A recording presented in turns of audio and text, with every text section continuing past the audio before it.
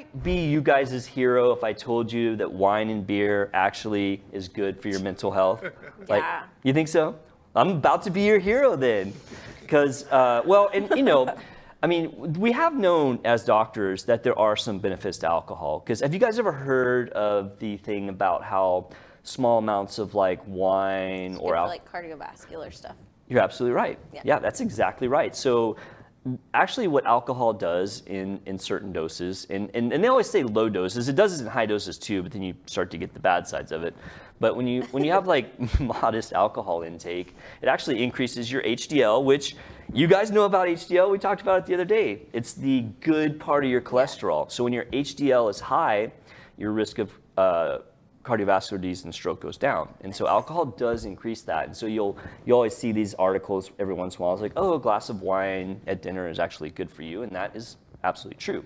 Well, a new study came out. Travis, they've got a picture of it. And this is the Journal of Neurology. And so it's got a big long title. Basically it's saying the association of dietary intake, meaning what you eat, of flavanols with changes in global cognition and several cognitive abilities.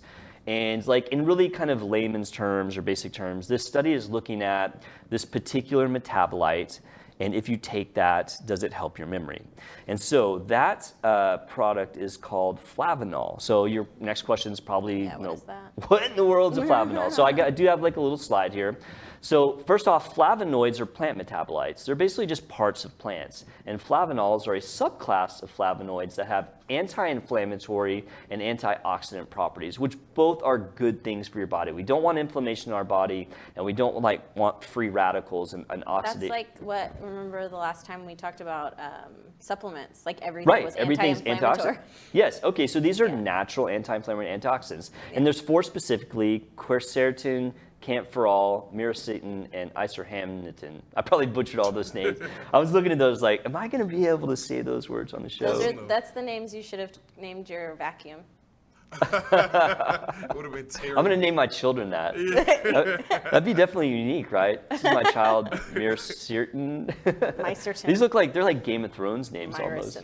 Lord Camphorol, I'm here for the Iron Throne. Thanks. All right, so I'm derailing myself. I'm gonna pull it back. All right, so these products are found in various things: leafy vegetables, fruits, teas, but also wine and beer. What about whiskey?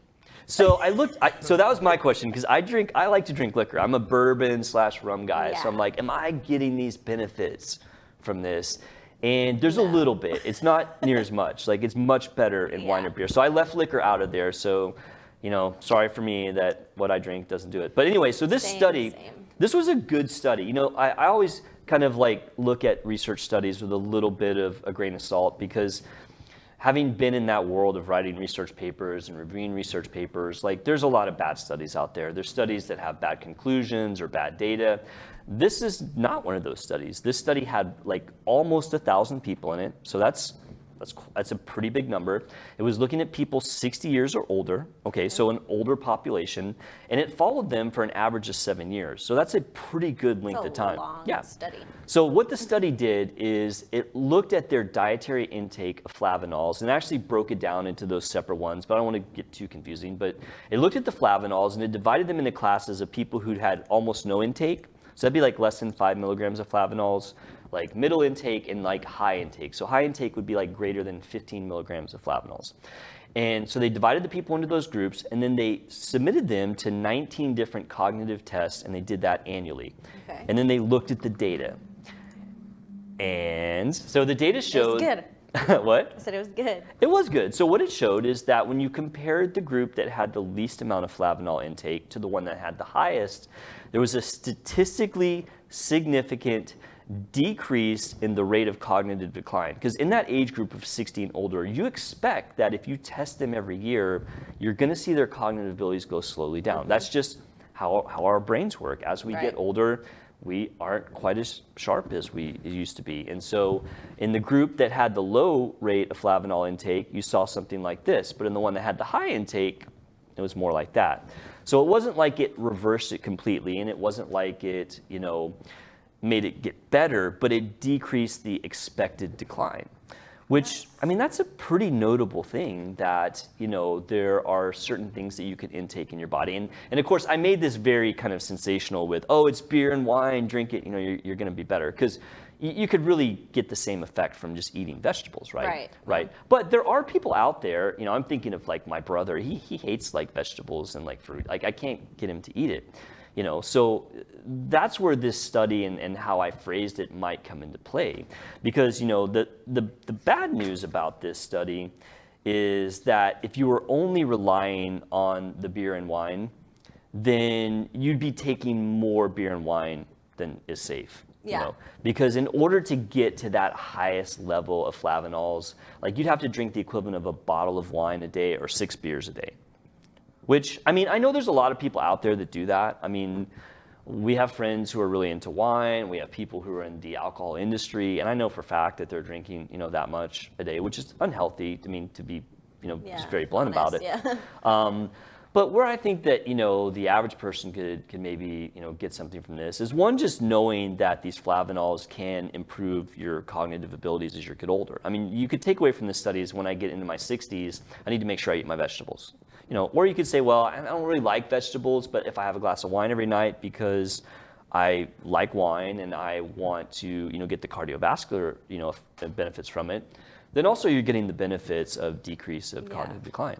Yeah, so just including wine and beer as a balanced part of your life. Yeah.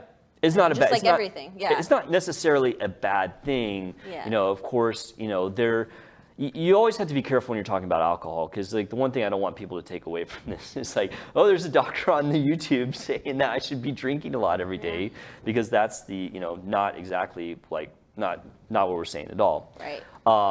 And that does bring up a question too of, you know, what is a safe amount of alcohol to drink?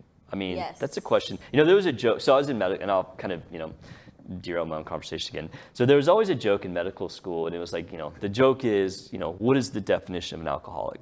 Have you ever told me to tell this joke? No.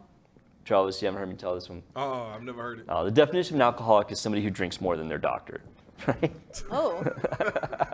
That was like a joke in med school, right? It sounds like a doctor joke. It's a doctor joke, right? Doctor jokes are usually Doctor dad joke. doctor. Not only is it a doctor joke, it's a dad joke. It's it is. It's a bad joke. All right. So anyway, but you know, we should be, you know, more serious about, okay, what is a unhealthy amount of alcohol? And so there is a little bit of debate about that. You know, when you look at different, you know, organizations, that number does fluctuate. So I would say, like, if you want to be like super safe with alcohol, like absolutely no, you know, I don't want to say absolutely no risk, but like just very, very lowest risk, then it should be 2 drinks a day for men and only 1 for women. Okay.